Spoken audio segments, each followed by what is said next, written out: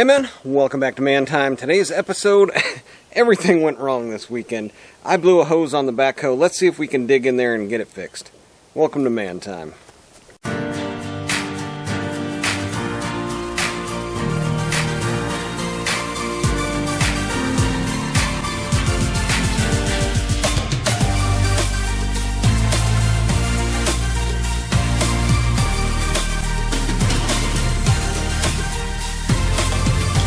Yeah, if you're homesteading like I am, you know that some weekends are just like get-it-done weekends. And this last weekend, it was like finally a day where it wasn't 100 degrees. It wasn't even like 95 degrees. It was like 90 degrees, and I was able to really catch up, get stuff mowed, get some dirt moved, get projects finished up, just do a bunch of things.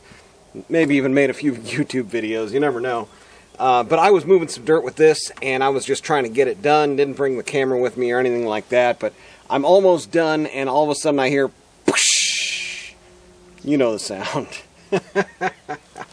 Another hose blew, and it's for these tilt cylinders down here. So if you've never changed out one of these tilt cylinder hoses, let's go through that.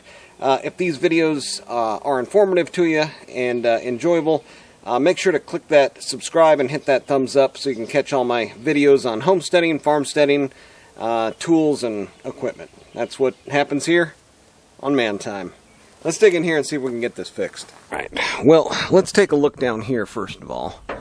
So, I still haven't got the console back on here, and it's a shame.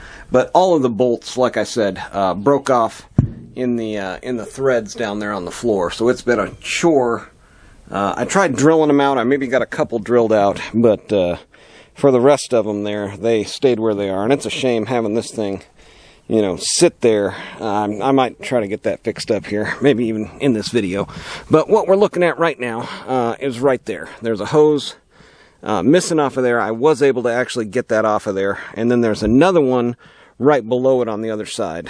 And if you have a hose blow, just make sure you replace them in pairs, and in this instance here, I even did them as a set of 4, but always a pair. If you have one blow, replace both of them. That way you know you've got a good hose on either side, and you can see, well, maybe you can't, but it's all chewed up on the other one too.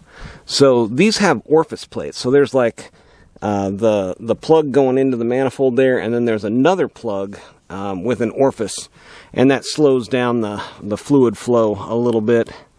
Yeah, the sweep side to side is a very fast operation, but on this one here, I was able to get a wrench on it and not have to take out the hoses to either side of it. Some of them you kind of have to take the hoses off, but since this is kind of extended out, I was able to get a wrench on there. So let's see what we got. I got a new hose. Let's see if we can get that put on here. Alright, I've got my new hose right there, and I've got a bag over where that one hooks up. And that one came up here and over and into there. Nothing really out of the ordinary there. Make sure your threads are nice and clean. But what I need to do first, before I get this new hose hooked up, is actually try to get this other hose loose and changed out. I'm just realizing that now. With this hose on there, it's going to be impossible for me to get this wrench on here and get this other fitting loose. So let's try to get this one loose first. And hopefully the orifice plate stays. Yes. Nice. Alright, so that broke loose at the hose fitting. It's nice having, well, it was nice having this manifold out of here, I guess. But nice having fresh hose connections in here. Now, one thing you want to do before you start loosening your hoses is make sure the equipment is completely rid of any fluid pressure, just like your lockout procedure at work. You need to de-energize any potential energy. So that means setting the equipment all the way down with the machine off and then rocking the levers to make sure there's zero movement. So that's the configuration the machine's in here. Let me show you. So as you can see here, the boom is like completely on the ground. I did have it in tow mode, but what can happen there, the vehicle's on an angle, so it's going to constantly want to be, you know, swinging that boom. So you got to think about stuff like that, even for simple jobs like this, or jobs that seem simple, especially when there's hydraulic pressure involved, right? You need to make sure all that stuff is completely on the ground. So what I did was I had it out and then set it down and then turned the machine up and then rocked all the levers until it completely settled. So it's completely settled on the ground and it's not able to swing. So yeah, there you go. That's how I'm doing it to ensure that there's no hydraulic pressure built up in the system. When I went to take that first hose off, no surprises, and we're changing hoses.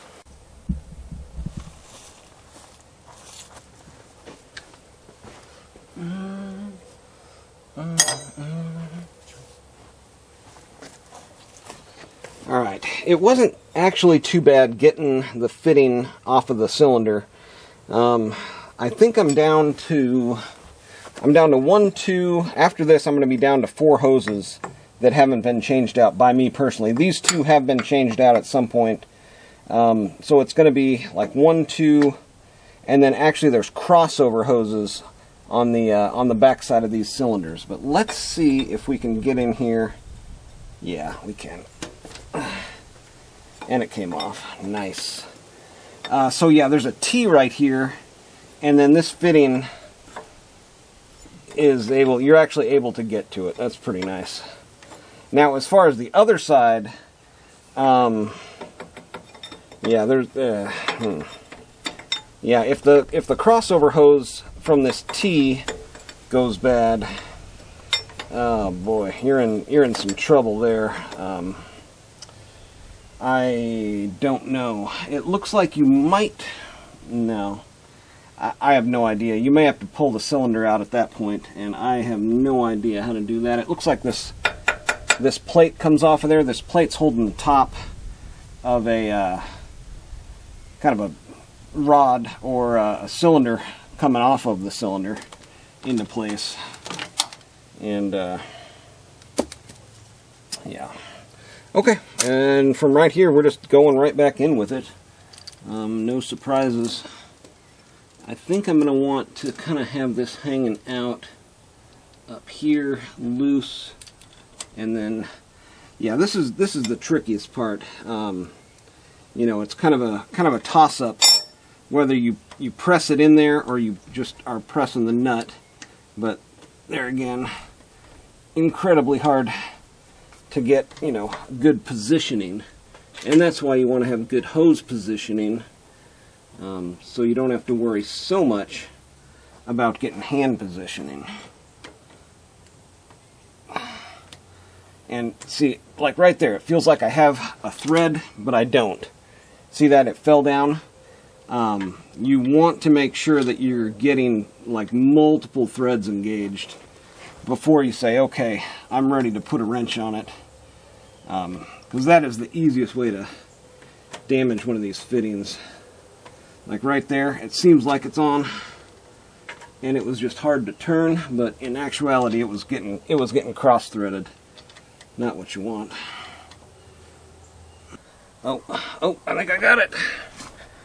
Yeah, you want to see, again, I've said this before, you need to see threads disappearing into threads. That's what we're looking for, because it's gonna screw on there like nice and easy. So before you put a wrench on it, make sure that you see where it's got threads showing, a reduction in those threads as you're spinning it. And I can see now that I am onto threads, and they are disappearing into this fitting. So from there, I can come over and do the same thing where it connects up at the manifold. Got it started on both of them. Now we can just go to getting them tightened up here. Now, also really important to note here is like how the machine actually operates. right? If I didn't know any better, I just would have left this hose like up against the cylinder.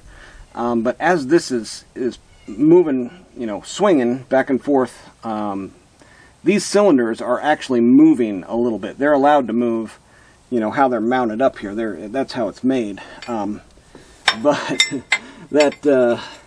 that hose wouldn't be allowed to move if it was right up against there. So just something to think about. Again, attention to the details, making sure that, you know, just because it looks right, you really have to think through like how it was actually engineered to all kind of work together.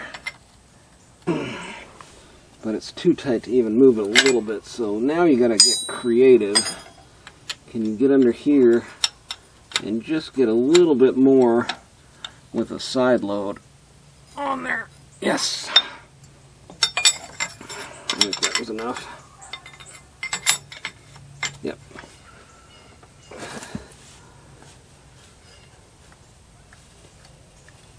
Yes.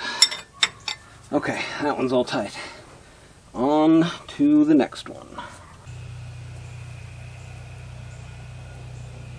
Yeah, we lost quite a bit of oil. Maybe just a couple quarts though. Let me grab and...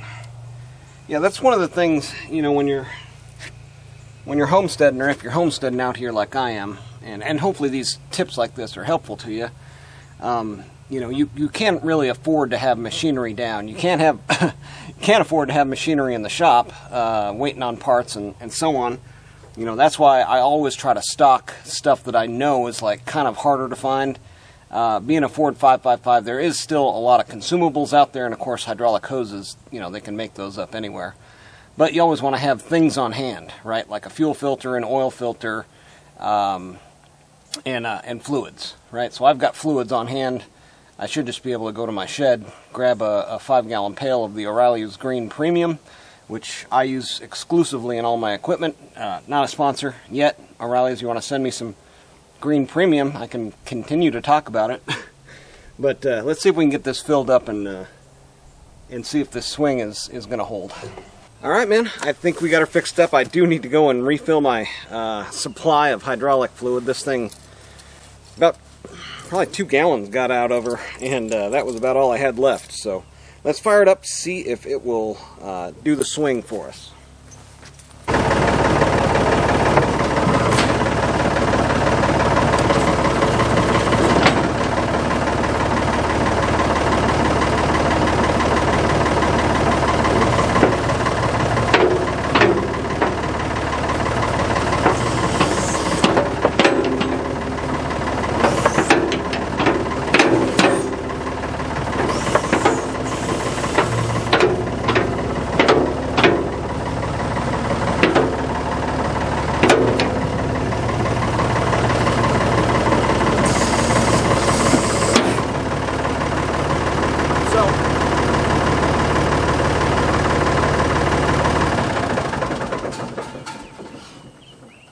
So what I'm doing there is I'm looking down, and the hard line coming out of that cylinder, as that cylinder is moving, it's swinging this way, and there's a hard stop, you know, of course the metal frame on this side. So I'm making sure through that full range of motion, those hard elbows are not getting bound up in any way. You can see right there the hose is actually up against another hose there. But throughout that whole range of motion, it's free to move back and forth. And I was just going nice and slow, making sure to watch it the whole time.